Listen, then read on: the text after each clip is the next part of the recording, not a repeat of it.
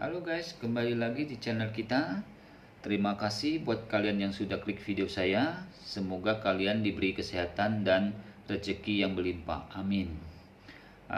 Bagi yang sudah subscribe, saya ucapkan terima kasih. Dan bagi yang belum subscribe, silahkan subscribe. Jangan lupa like dan komennya ya. Saya akan membacakan 4 bab, yaitu dari bab 3781 sampai 3784. Kita mulai aja ya kan. Bab 3781.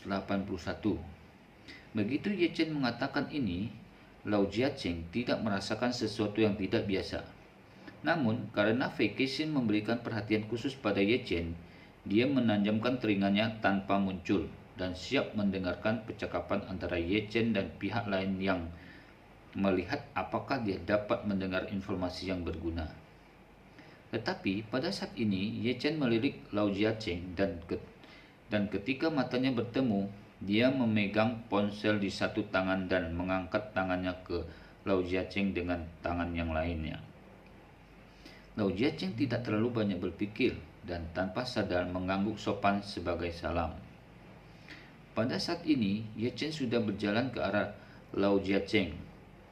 Pada saat yang sama, dia mengeluarkan sebatang rokok dari sakunya dengan tangan kanannya dan memasukkannya ke dalam mulutnya sebagai isyarat.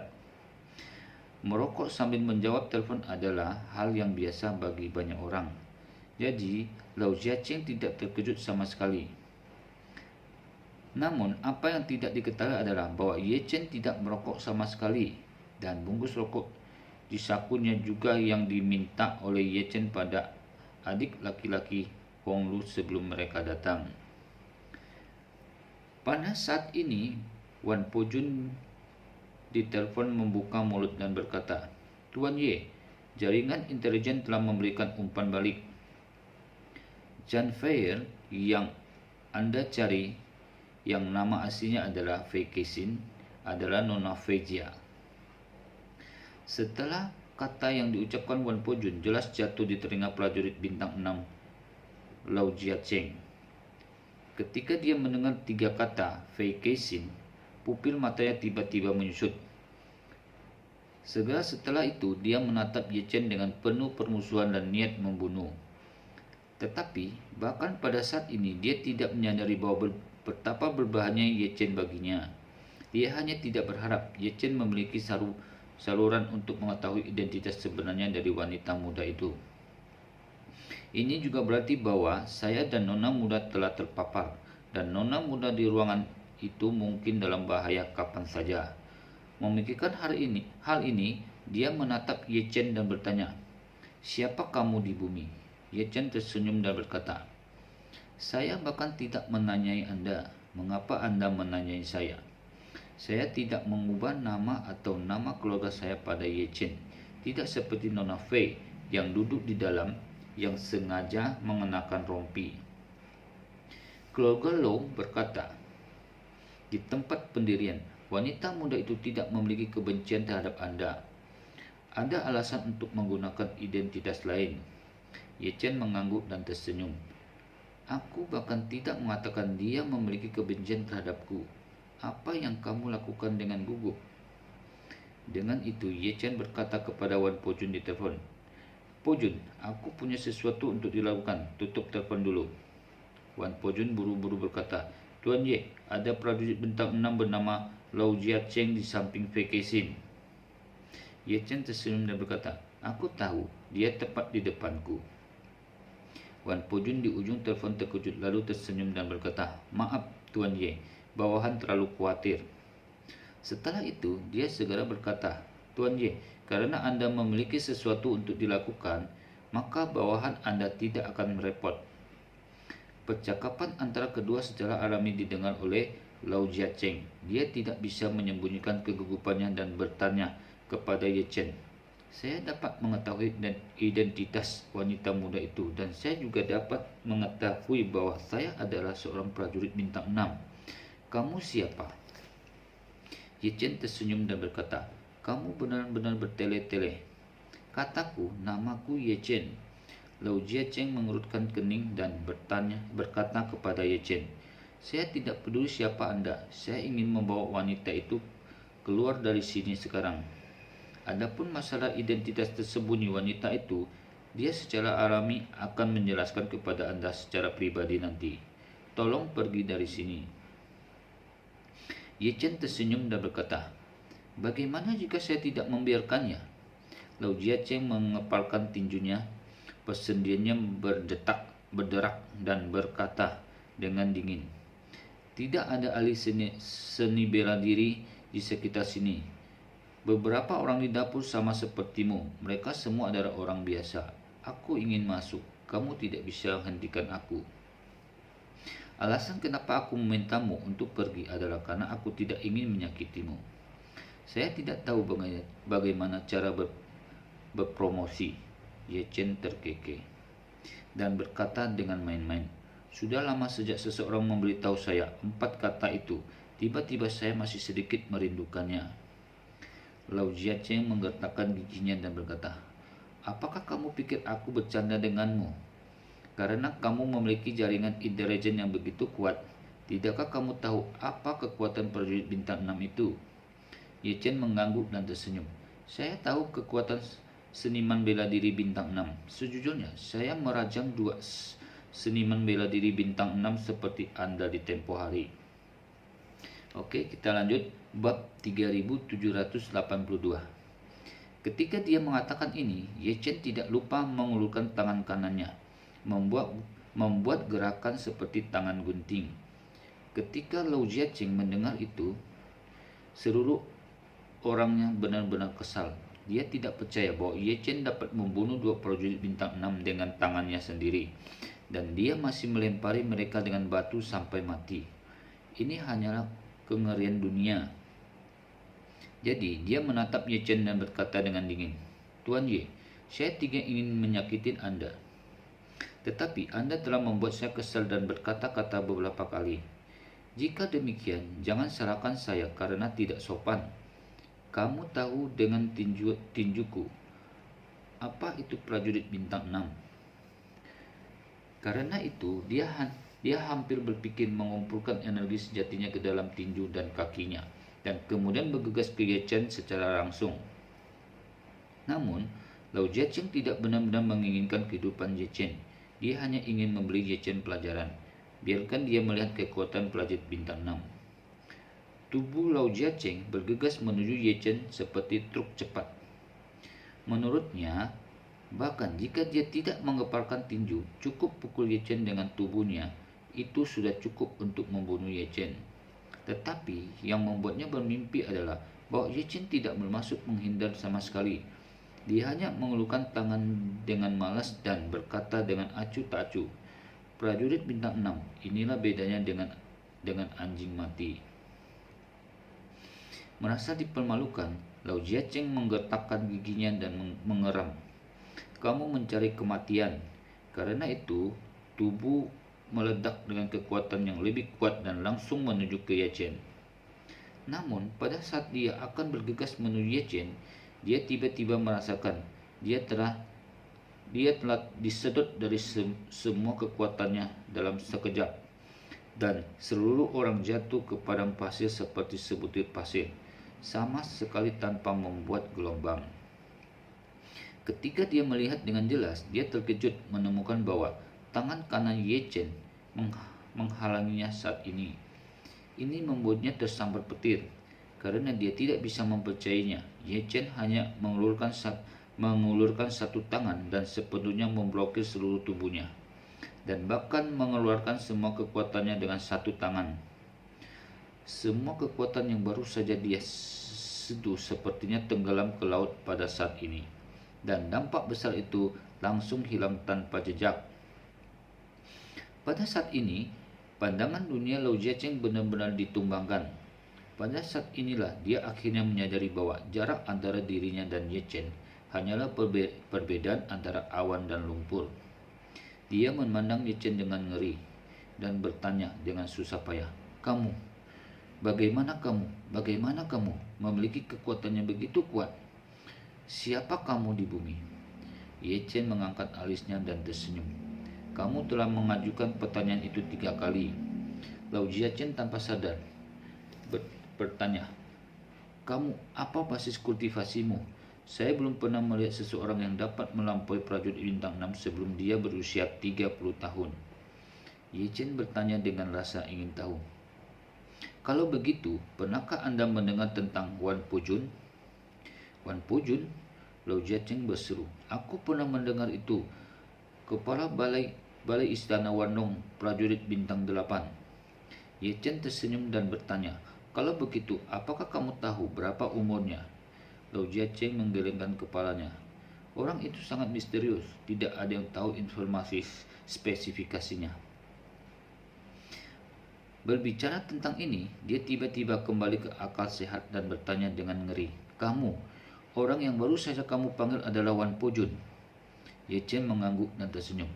Itu salah, itu dia, tapi dia berusia kurang lebih dari 30 tahun ini. Setelah berbicara, Ye Chen berkata lagi, jujur, saya belum berusia 30 tahun, jadi sepertinya pengetahuan Anda sedikit kurang.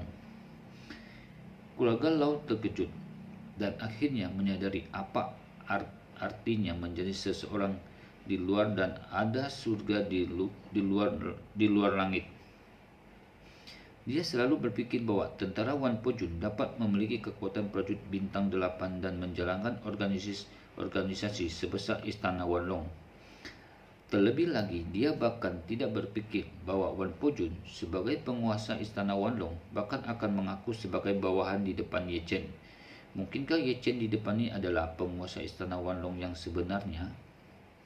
Oke, kita lanjut lagi ke bab 3783. Tepat ketika 3 pandangan Lau Jiachen ditumpahkan dan hatinya sangat terkejut, sebuah kendaraan komersial melaju di pintu rumah pertanian. Begitu mobil berhenti, dengan mantap pintu listrik di barisan belakang terbuka langsung. Kemudian Hong Lu keluar dari mobil dan menunggu dengan tenang di pintu. Ketika Lau Jiachen melihat ke belakang, hatinya tiba-tiba menjadi sangat gugup. Dia berpikir bahwa Ye Chen harus mengikat wanitanya sendiri dalam posisi seperti itu.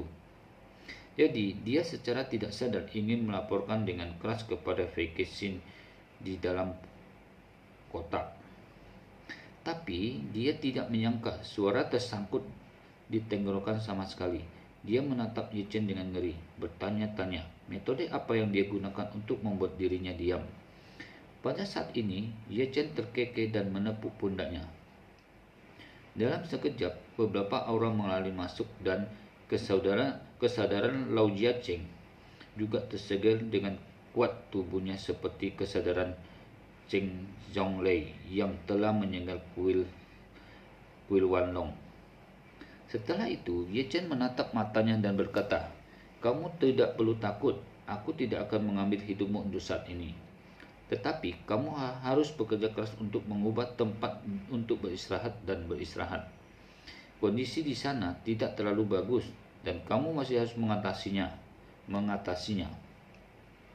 Dengan mengatakan itu, dia menunjukkan kendaraan komersial Hong Lu dan berkata kepada Lau Jiachen, "Hei, naik sendiri." Lau Jiachen menemukan bahwa dia benar-benar tidak dapat mengendalikan tubuhnya sekarang, dan seluruh orang bahkan lebih takut. Dia tidak tahu bagaimana Ye Chen melakukannya. Ketika dia menemukan bahwa tubuhnya berbalik sepenuhnya tak terkendali dan berjalan menuju mobil komersial, dia tiba-tiba jatuh ke dalam keputusasaan yang ekstrim. Karena dia telah menyadari bahwa dia benar-benar kehilangan kendali atas tubuhnya, dan tubuhnya sebenarnya dikendalikan oleh perintah Ye Chen. Karena itu, dia hanya bisa melihat saat dia masuk ke dalam mobil komersial itu. Ketika Hong Lu melihat Lau Jiachen, matanya melebar karena terkejut, dan kemudian berlari ke Ye Chen dan berkata dengan suara rendah, "Tuan Ye, saya telah melihat orang ini." Ye Chen bertanya dengan rasa ingin tahu, "Di mana kamu bertemu?" Hong Lu berkata dengan tergesa-gesa, "Beberapa hari yang lalu, ada sekelompok orang yang langsung memesan kotak emas di rumah Tianxiang saya selama sebulan dan memberi mereka lebih dari 10 juta makanan sehari. Dia datang untuk makan 2 kali sehari. Ye Chen sedikit terkejut dan tidak bisa menahan kerutnya. Dengan ekspresi lucu di wajahnya dan berkata, Sepertinya ini telah menatapku sejak lama. Wanita ini memang memiliki sesuatu." Setelah itu, dia segera berkata kepada Hong Lu, "Kamu segera bawa orang itu kembali dan ingat untuk tidak diawasi dan difoto wajahnya." Hong Lu mengangguk dan berkata, "Tuan Ye dapat yakin, kamera di sekitar sini telah dihancurkan oleh seseorang yang saya atur. Setelah beberapa saat, saya akan membiarkan mobil keluar dari kota dan berjalan ke jalan berikutnya sejauh 20 km. Di sana ada satu lagi. Di sana, mobil menunggu di sana dan tidak ada kamera di hutan belantara. Lalu saya akan membawa orang-orang untuk mengganti mobil dan langsung kembali dengan kecepatan tinggi. Saya tidak akan melewati Jalan Raya Nasional 104. Adapun mobil itu akan menuju ke selatan. Pergi ikuti Jalan Raya Nasional 104 sampai ke Suzhou dan Hangzhou." Berbicara tentang ini, Hong Lu berkata dengan percaya diri, "Dengan cara ini, bahkan jika orang lain memeriksa semua mobil yang melewati Jalan Raya Nasional 104 hari ini, tidak mungkin menemukan mobil lain di depannya." Ye Chen mengangguk puas dan tersenyum. "Ya, Hong Lu, kamu semakin detail." Hong Lu terkekeh dan berkata, "Hei Tuan Ye, saya sebenarnya tidak pandai dalam hal semacam ini. Tetapi Tuan Chen banyak mengajari saya sebelumnya. Dia ahli dalam memainkan ini." Ye Chen mengangguk. Chen Zekai secara alami jauh lebih baik daripada Hong Lu di otaknya, tetapi Hong Lu memiliki lebih banyak kontak dengannya, dan telinga serta matanya memang membuat kemajuan besar. Segera dia membuka mulutnya dan berkata, "Oke, sekarang kamu sudah mengatur semuanya. Cepatlah pergi." Hong Lu melambai ke Ye Chen dan berkata dengan hormat, "Tuan Ye, kalau begitu aku pergi." Ye Chen mengangguk. "Pergi." Hong Lu berburu-buru masuk ke mobil dan menginstruksikan adik laki-lakinya untuk pergi dengan cepat. Melihat Lau Ye Chen dibawa pergi, Ye Chen tidak menunda, berbalik dan kembali ke kotak. Oke, kita lanjut lagi ke bab 3784. Pada saat ini, Fei Kexin di dalam kotak sama sekali tidak menyadari apa yang terjadi di luar. Lagi pula, tempat ini terletak di sebelah jalan raya nasional, dan lalu lintasnya mendesing, dan pergerakannya sangat tinggi. Dari waktu ke waktu, sebuah truk yang kelebihan muatan lewat, bahkan seluruh tanah akan bergetar. Oleh karena itu, Fei Kexin tidak dapat mendengar gerakan lain di luar. Setelah Ye Chen kembali, dia tersenyum dan berkata kepada Fei Kexin, "Maaf, Nona Zhan, sesuatu terjadi barusan yang membuatmu menunggu lama." Fei Kexin buru-buru berkata, "Tuan Ye, tidak perlu terlalu sopan. Apakah Anda sudah selesai?" Ye Chen mengangguk dan berkata dengan santai, "Setelah solusinya selesai, klien hanya berkonsultasi sedikit tentang masalah Feng Shui, dan hampir seperti itu untuk menjelaskan kepadanya." Akting Ye Chen terlalu tulus, jadi Fei Kexin tidak curiga sedikit pun. Jadi Fei Kexin tersenyum dan berkata, "Ngomong-ngomong, Tuan Ye, saya tidak tahu apakah istri Anda telah memberitahu Anda bahwa villa yang saya beli di Villa Sui Yun telah sepenuhnya dipercayakan kepadanya untuk dirancang dan didekorasi." Ye Chen mengangguk dan berkata, "Curan memberitahuku tentang ini. Dia sendiri sangat senang karena dia belum pernah menemukan proyek yang begitu bagus." Setelah berbicara, Ye Chen berkata dengan sopan, "Saya juga ingin berterima kasih kepada Nona Zhan karena dapat menempatkan proyek besar di tangannya." "Di mana?" Fei Kexin berkata dengan tergesa-gesa. "Tuan Ye membantu saya melihat Feng Shui, tetapi tidak mengambil 1 sen pun. Saya juga membalas buah persik, jadi tolong jangan sopan kepada saya." Ye Chen tersenyum sedikit dan berkata dengan tulus, "Karena Nona Zhan sangat menarik, maka akan ada tempat di Jinding di mana Ye Chen berguna di masa depan. Tolong jangan sopan padaku, Nona Zhang. Mendengar kata-kata Ye Chen, mata besar Fei Kexin mau tidak mau bersinar dan dengan kegembiraan. Dia mendekati Ye Chen dengan sengaja, hanya karena dia ingin mengumpulkan beberapa persahabatan dan bantuan pribadi dengannya. Hanya dengan cara ini, suatu hari nanti mungkin baginya kurang ajar untuk meminta menjual pil peremajaan untuk dirinya sendiri. Dan apa yang Ye Chen katakan barusan memberikan kepercayaan diri yang besar. Dia percaya bahwa selama dia terus bekerja keras dan terus mendekati Ye Chen sebelum pelelangan dimulai, pil peremajaan akan benar-benar pasti. Adapun kegembiraan, dia tidak bisa menahan diri untuk tidak mengangkat gelas air dan berkata kepada Ye Chen, "Tuan Ye, saya akan menggunakan teh daripada anggur bersulang untuk Anda." Ye Chen mengangguk dan tersenyum dan juga menyentuhnya sedikit dengan gelas air dan berkata dengan sopan, "Ayo, Nona Zhang, makan lebih banyak daging." Setelah itu, dia menggunakan sumpitnya sendiri untuk memberikan beberapa potong padanya. Melihat sumpit ini digunakan oleh Ye Chen, Fei Kexin terkejut sesaat. Detak jantungnya sedikit meningkat dan tersipu dan berkata, "Terima kasih, Tuan Ye." Ye Chen berkata sambil tersenyum, "Sama-sama, kamu harus makan dengan baik." 20 menit kemudian, Fei Kexin akhirnya meletakkan sumpitnya dan sambil dengan lembut menggosok bibirnya dengan tisu. Dia berkata dengan lembut, "Tuan Ye, saya kenyang. Ini mungkin alasan saya tumbuh dan makan makanan paling memuaskan." Ye Chen tersenyum dan berkata, "Lebih baik jika Anda suka makan. Saya akan membawakan Anda beberapa makanan khas lokal lainnya jika saya memiliki kesempatan di masa depan." Fei Kexin mengikuti kata-katanya dan berkata, "Bagus sekali. Saya belum pernah ke Jinding sebelumnya dan saya tidak tahu apa tentang karakteristik lokal di sini.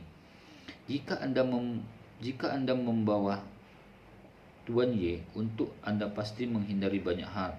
Jalan memutar." Ye Chen mengangguk dan tersenyum.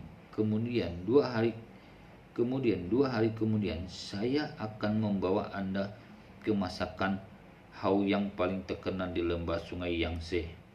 Setelah berbicara, Ye Chen dengan santai berkata, "Kebetulan saya punya teman yang menjalankan sebuah restoran. Hidangan utamanya adalah masakan Haoyang. Ini cukup terkenal di Jinding. Disebut Tianxiang Mansion. Saya akan berbicara dengannya nanti dan membiarkan dia menyiapkan meja." Sementara 4 bab dulu ya guys. Terima kasih telah menonton video saya. Bagi yang belum subscribe, silakan subscribe. Jangan lupa like dan komennya ya. Saya juga minta maaf kalau penyampaian saya kurang bagus. Oke, kita sampai ketemu lagi di video berikutnya ya. Oke, see you guys.